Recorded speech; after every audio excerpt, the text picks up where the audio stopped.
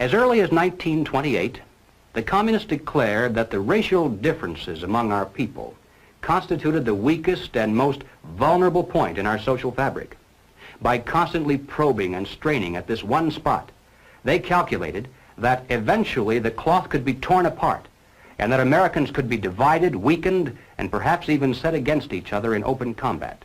We mustn't kid ourselves into thinking that the communists have placed their agitators only into the black communities. They're working both sides of the street. They want hatred, violence, and bloodshed between the races, and they don't care how they get it or whom they use, even children if necessary. Here is a book that I think ought to be in every home library. It's entitled Color, Communism and Common Sense by Manning Johnson. He joined the party as a young man because he honestly believed that the communists were trying to improve the conditions of his people. He was a dedicated communist, and eventually he rose to one of the highest ranks. But after many years, he discovered that instead they were merely planning to use his people in a bloody revolution to destroy America. And when he woke up to this, he dropped out of the party and devoted the rest of his life trying to alert his fellow citizens of all races to the true nature of the Communist Party as he knew it to be from the inside. Manning Johnson said, "Black rebellion was what Moscow wanted. Bloody racial conflict would split America. During the confusion, demoralization and panic would set in. Then finally the Reds say, workers stop work. Many of them seize arms by attacking arsenals. Street fights become frequent. Under the leadership of the Communist Party, the workers organize revolutionary committees to be in command of the uprising. Armed workers seize the principal government offices, invade the residences of the president and his cabinet members, arrest them, declare the old regime abolished, establish their own power." Now, here is a piece of vicious communist propaganda that perhaps some of you have seen. It's called The Crusader. It's written by Robert F. Williams, one of the organizers of the Revolutionary Action Movement. In this issue of The Crusader, the communists call not only for extensive chaos within the cities, but for putting to the torch every village, every forest, every field, and every barn. The plan is for raging fires from one city to the next. The reason? Well, first, there's the value of sheer destruction. Secondly, it would force us to deploy our defenses and rescue units over the widest possible area.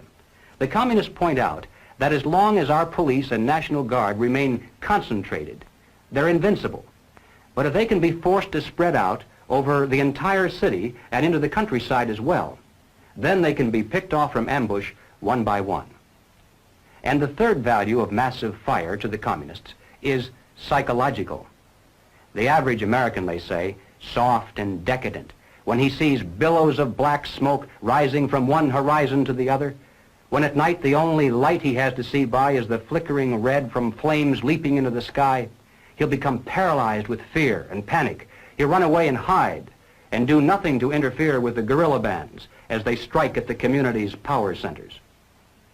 The Crusader explains how to set up sniper units in crowded metropolitan areas, how to manufacture jumbo Molotov cocktails, the gallon jug size, and how to mix the gasoline with certain ingredients to make it burn like napalm, how to pour gasoline into utility manholes in the streets to set fire to the main telephone cables, how to put sulfur tips from matches into air conditioning units and blow up large buildings, how to ignite gas mains and oil storage tanks.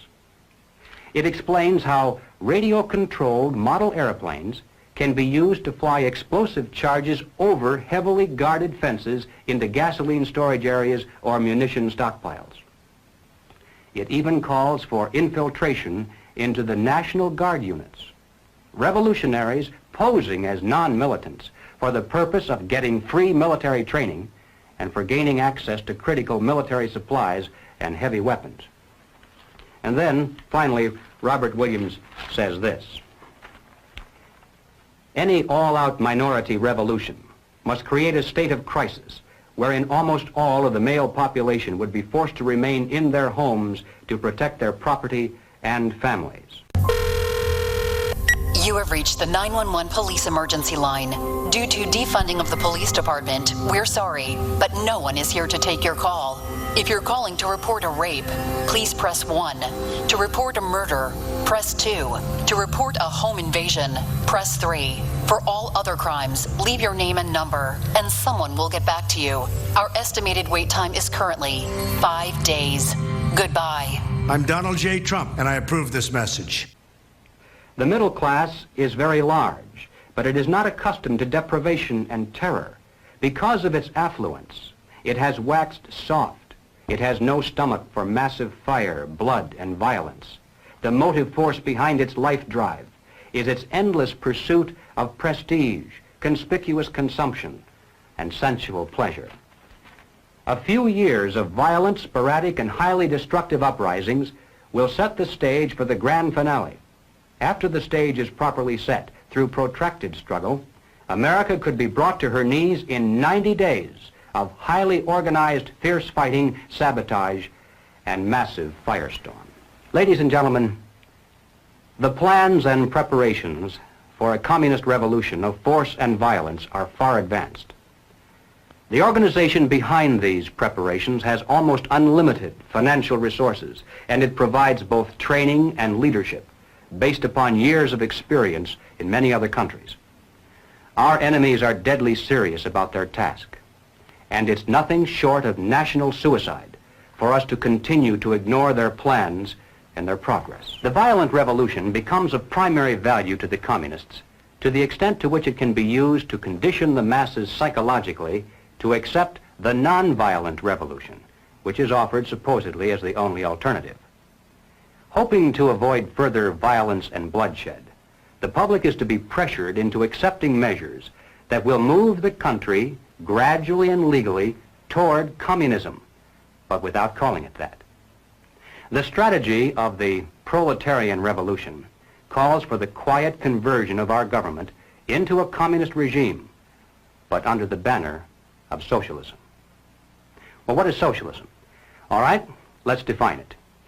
According to the dictionary, socialism is a political concept based upon the principle of government ownership and control of property, the means of production, and the avenues of commerce.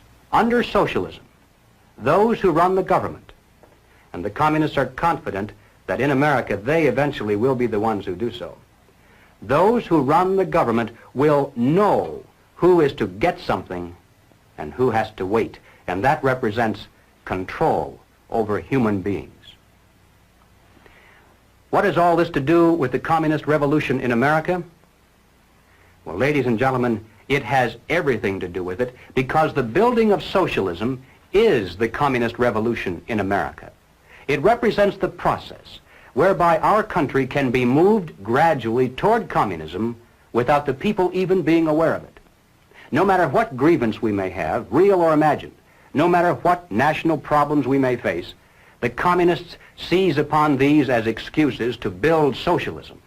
They have one and only one solution for all problems: more government, and then more and more until it's total government. And forgive me for saying it one more time, total government is communism.